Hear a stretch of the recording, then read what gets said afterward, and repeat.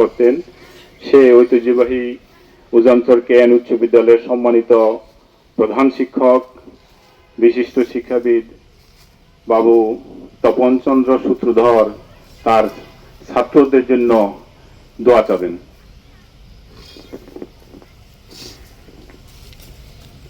সম্মানিত উপস্থিতি,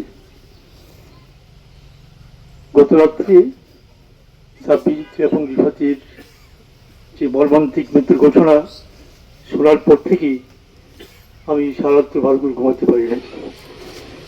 প্রত্যেক প্রাণীকে মৃত্যুর স্বাদ গ্রহণ করতে হবে, কিন্তু এই অকাল মৃত্যু আমরা কোনো ক্রমেই আশা করতে পারি না। আমি কি বলবো, আমি ভাষায় প্রকাশ করতে পারছি না। সাব্বির এবং রিফাত ওরা আমারই ছাত্র, তারা অত্যন্ত অমায়িক ছেলে ছিল। যে কোনো কাজে কর্মে যে কোনো সময় ডাকলে তারা বিদ্যালয়ের কাজ কোনো নির্দ্বিধায় তারা করত।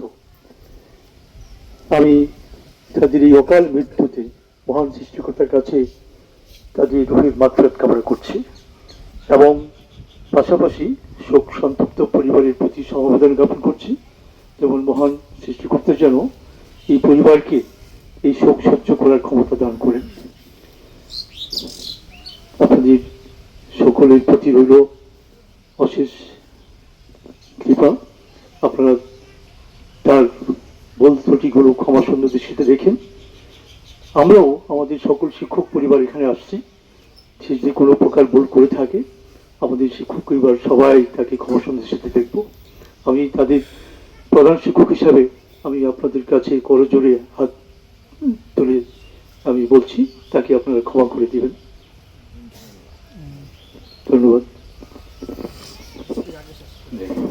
সম্মানিত আজকের উপস্থিতি, এখন জানাজা শুরু হবে, কিন্তু মানুষের চিন্তার সমন্বয় হয় নাই।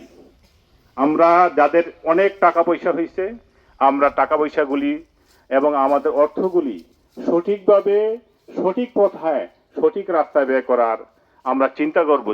একজন অবুঝ শিশুর হাতে যদি একটা ধারালো ব্লেড দিয়ে দেন, 6 মাসের বাচ্চার হাতে যা করবে, 18 বছর সন্তানের হাতে মোটরসাইকেল উঠিয়ে দিলে এর চেয়েও ডেঞ্জারাস কাজ হবে, এর চেয়েও বিপজ্জনক কাজ হবে।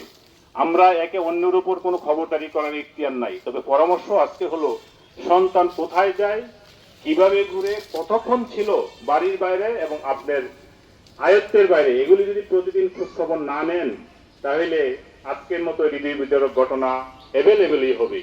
আমি আমার এলাকাবাসী এবং এই এলাকায় যারা আছেন সকলকে অনুরোধ করব, সম্মানিত ভাইয়েরা, সম্মানিত মুসলিয়ানে কেরাম, সন্তান যারা জন্ম দেয় কিয়ামতের দিন তার সন্তানের বর্ধিত হওয়া, ভালো মানুষ হওয়া বা খারাপ মানুষ হওয়া, প্রতিটার জন্য তারও হিসাব দিতে হবে। কেননা সন্তান ওই দিন পিতামাতার বিরুদ্ধে আল্লাহর কাছে দরখাস্ত করবে যে কেন আমার পিতামাতা